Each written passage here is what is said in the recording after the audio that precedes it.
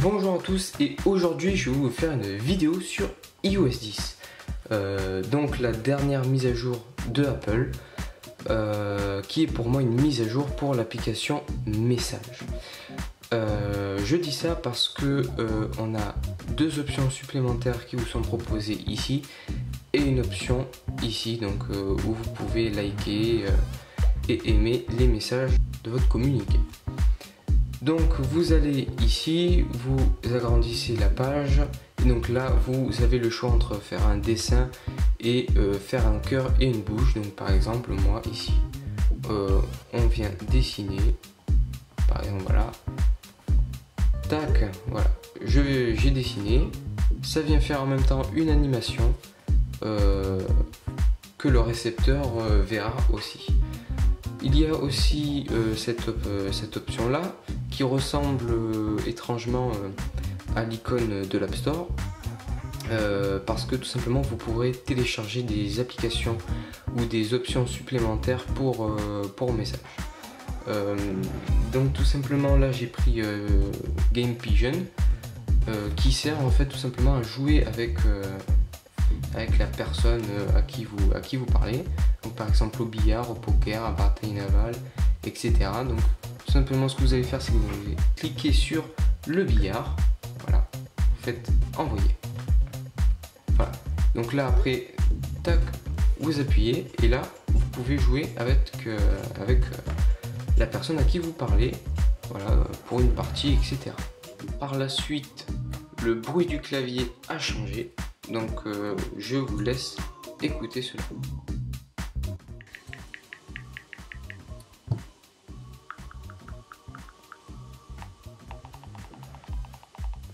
Voilà. Donc bon, c'est pas super non plus, mais ça fait une fonctionnalité en plus et je préfère, ça fait un son un peu plus étouffé, un peu plus discret, c'est pas mal. Donc là vous voyez que j'écris cookie. Si je vais dans la page de emoji, vous voyez qu'en fait il est maintenant coloré, il est en orange. C'est-à-dire qu'en fait votre mot il est entre guillemets retranscrit en fait dans une image. Donc vous allez appuyer et voilà, ça vous met un icône tout simplement de cookie. Donc vous pouvez faire ça dans un mot, dans une phrase, en remplaçant tout simplement les mots par des emojis sans que vous ayez forcément à chercher dans toute la liste qu'il y a. C'est vrai que bon, souvent on ne le fait pas et cette fonctionnalité permet de le faire. Une autre fonctionnalité aussi au niveau du son, c'est la fermeture de l'iPhone. Je vous laisse écouter. Donc voilà, ça fait un son un peu de porte qui se ferme. Je trouve ça un peu décevant parce que moi je préférais celui d'avant et surtout quand on ne peut pas choisir en fait tout simplement le son de fermeture, c'est quand même ils auraient pu le faire. Sinon au niveau du déverrouillage, on a une nouvelle fonctionnalité qui est appuyer sur le bouton principal pour déverrouiller. Ça va servir surtout pour les 6S et 7. Donc voilà, en l'occurrence un Touch ID de deuxième génération qui va être beaucoup plus rapide que celui-là. Donc ici, si je le déverrouille, vous verrez que là, il est déverrouillé, mais il faut impérativement appuyer sur le téléphone pour que l'iPhone se déverrouille. Si vous aussi, comme moi, vous avez mis la police en gras, alors vous remarquerez aussi que l'horloge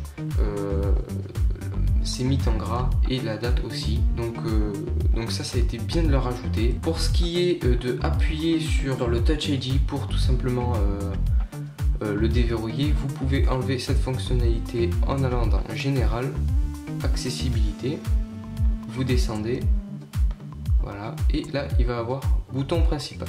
Donc vous cliquez dessus et là toucher pour ouvrir. Donc ouvrez l'iPhone avec Touch ID sans devoir appuyer sur le bouton principal.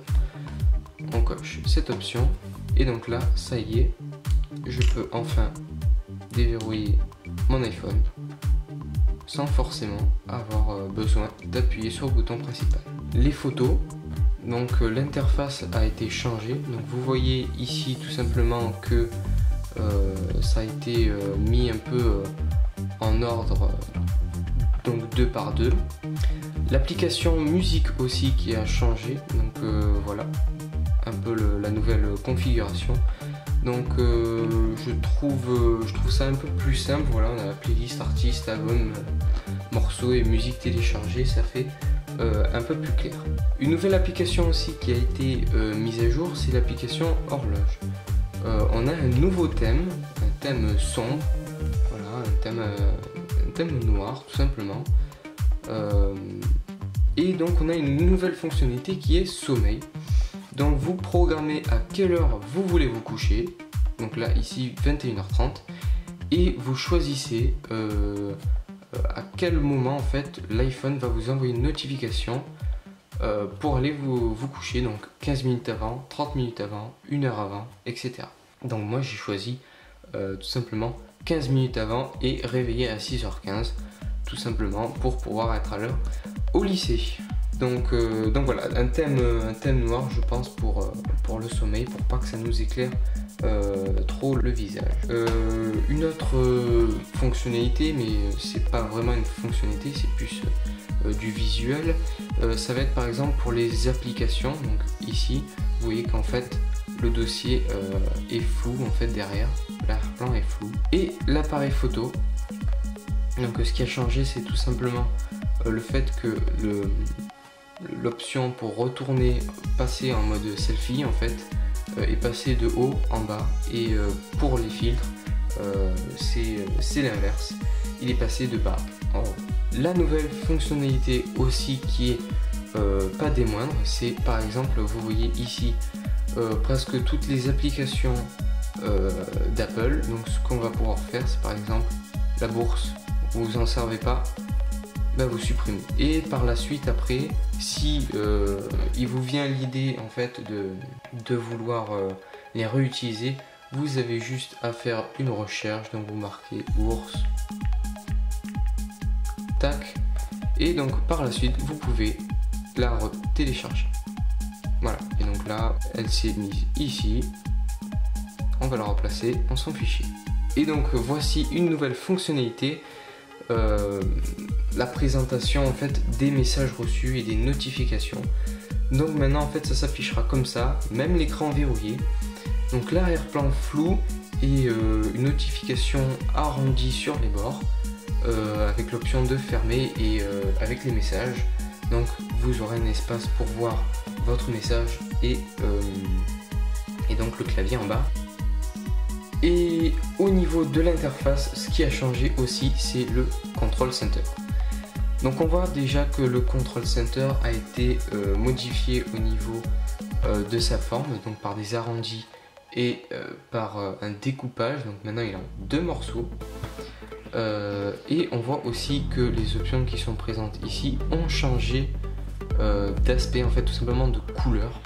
Donc voilà, ça vient amener quelques petites fonctionnalités, comme par exemple aussi celle depuis iOS 9.3 il me semble, la fonction Night Shift qui permet tout simplement avant de se coucher de faire un affichage plus jaune pour permettre un meilleur sommeil avant de se coucher.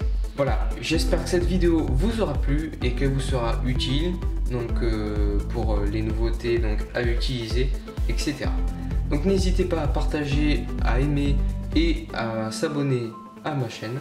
Et je vous dis à très bientôt pour une nouvelle vidéo. Ciao!